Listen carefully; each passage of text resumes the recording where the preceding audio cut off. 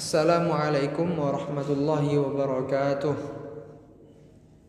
Alhamdulillah wassalatu wassalamu ala Rasulillah wa ala alihi wa ashabihi wa man walah, amma ba'd. Ananda semua yang semoga dirahmati dan diberkahi oleh Allah Subhanahu wa taala. Insyaallah pada hari ini kita akan melanjutkan pelajaran akidah kita, yang mana insyaallah kita akan masuki materi pelajaran kedua, yaitu Aku Cinta Al-Quran. Nah Ananda, Al-Quran adalah kalamullah atau perkataan Allah yang diturunkan kepada Nabi Muhammad SAW, yang menjadi ibadah bagi orang yang membacanya. Nah tentu suatu ibadah akan mendapat pahala jika kita mengerjakannya. Jadi membaca Al-Quran bisa mendatangkan pahala bagi kita karena dia merupakan suatu ibadah. Nah, Al-Quran pertama kali turun saat Rasulullah SAW sedang menyendiri di Gua Hira. Kala itu beliau tengah memikirkan keadaan umat dan masyarakat Arab jahiliyah.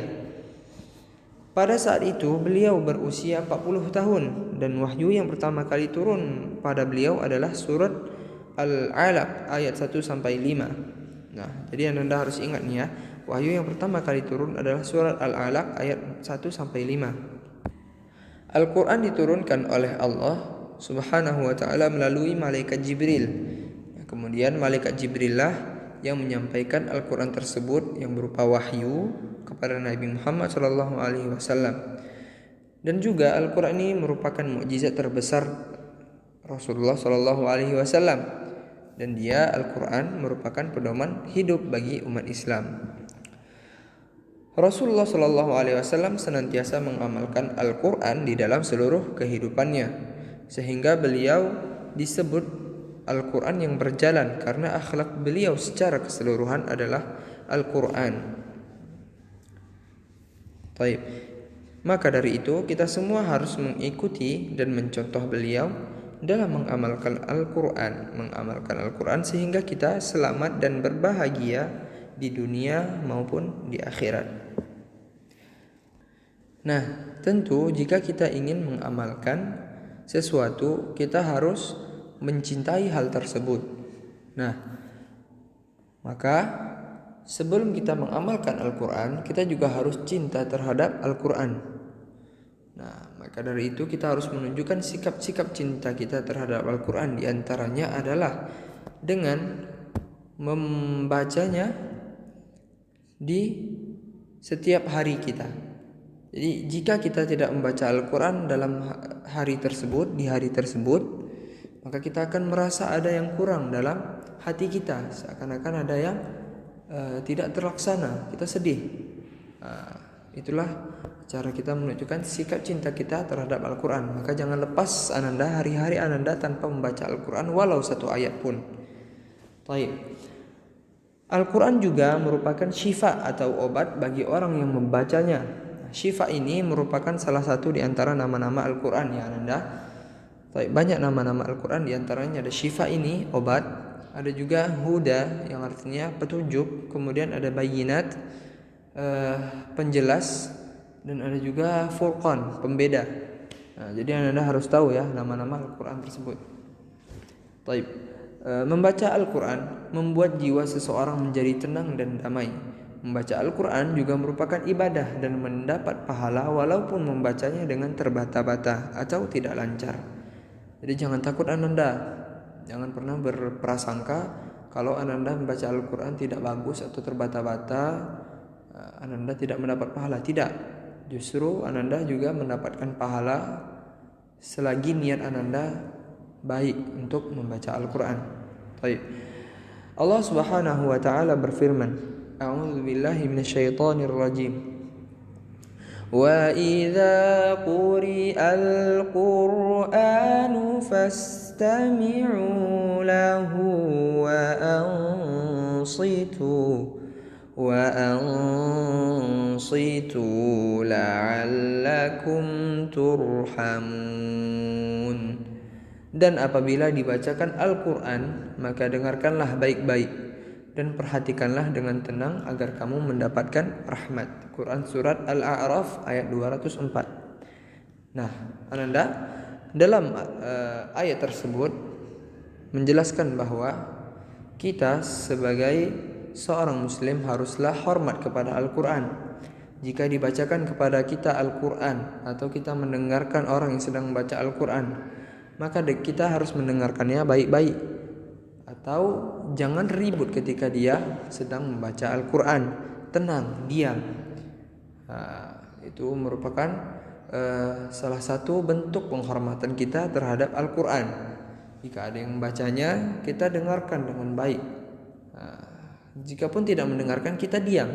Rendahkan suara kita dari suara orang yang baca Al-Quran tersebut. Nah, itulah bentuk penghormatan kita terhadap Al-Quran. Ya, Ananda? Baik. Selanjutnya Rasulullah sallallahu alaihi wasallam bersabda, "Khairukum man ta'allama al-Qur'ana wa 'allamahu." Rawahul Bukhari. Sebaik-baik kalian adalah orang yang belajar Al-Qur'an dan mengajarkannya. Hadis riwayat Bukhari. Nah, dalam hadis ini menunjukkan bahwa tidaklah Al-Qur'an itu ditujukan kepada orang-orang tertentu. Maksudnya, orang-orang tertentu saja yang bisa mempelajari Al-Qur'an. Tidak, Ananda. Justru Al-Quran ini ditujukan untuk semua umat muslim.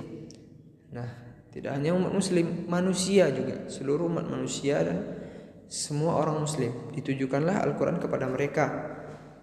Nah, termasuk kita. Jadi kita juga bisa mendapatkan kebaikan dengan mempelajari Al-Quran dan mengajarkannya.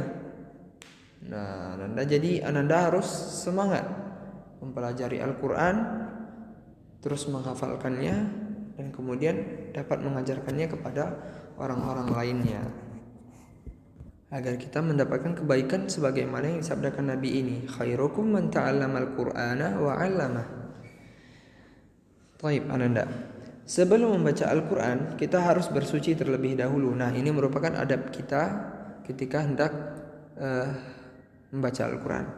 Sebelum baca Al-Quran kita harus bersuci terlebih dahulu, karena Al-Quran hanya boleh disentuh oleh orang-orang yang telah bersuci baik dari hadas besar maupun hadas kecil. Nah, sebagai muslim kita harus menghormati Al-Quran, berarti bersuci tersebut merupakan penghormatan kita terhadap Al-Quran. Kita tidak rela memegang Al-Quran dalam keadaan kita tidak suci. Jadi kita harus berwudu terlebih dahulu. Nah, ya Ananda, ketika hendak baca Al-Quran kita harus berwudu. Nah, ini dan juga Ananda, salah satu bentuk penghormatan kita terhadap Al-Quran adalah jikalau kita melihat Al-Quran berada di lantai tergeletak, maka kita harus cepat-cepat menaikkan dia ke tempat yang lebih tinggi. Mengapa? Karena Al-Quran tidaklah elok dipandang mata jika sejajar dengan kaki kita. Al-Quran itu merupakan kalamullah, perkataan Allah. Masa tega kita lihatnya di lantai sejajar dengan kaki-kaki kita? Maka itu tidak pantas Ananda melihatnya tergeletak di antara kaki-kaki kita. Maka jadi kita harus mengangkatnya, letak dia di tempat yang lebih tinggi, menunjukkan betapa mulianya Al-Quran tersebut. Ya Ananda? Taib. Nah Ananda, sebagai muslim kita tentu haruslah istiqomah dalam menjalankan suatu amalan, diantaranya ini membaca Al-Quran. Sebagaimana yang Ustaz sampaikan tadi, bentuk cinta kita adalah dengan membaca Al-Quran di setiap hari kita, tidak lewat hari-hari kita, melainkan dengan adanya satu ayat Al-Quran. Ini minimal ya, satu ayat Al-Quran kita baca dalam sehari. Nah, maksimalnya 1 juz, 3 juz. Jadi itu maksimalnya. Atau 30 juz, tapi nggak boleh satu hari 30 juz. Jadi ya sebanyaknya lah. Jadi jika Anda sudah seperti itu, maka haruslah istiqomah. Memang harus setiap hari Anda membaca Al-Quran, tanpa lewat sedikit pun hari-hari tersebut tanpa membaca Al-Quran. Haruslah istiqomah, terus menerus dilakukan. Jadi jangan terlewat satu hari pun tanpa membaca Al-Quran. Ya Anda, dan ini merupakan menunjukkan sikap cinta kita terhadap Al-Quran. Ya, baik, barakallahu fikum. Sekian materi kita hari ini. Barakallahu fiik, semoga bisa dimengerti dan dipahami. Subhanakallahumma wa bihamdika asyhadu an la ilaha illa anta astaghfiruka wa atubu ilaik. Assalamualaikum warahmatullahi wabarakatuh.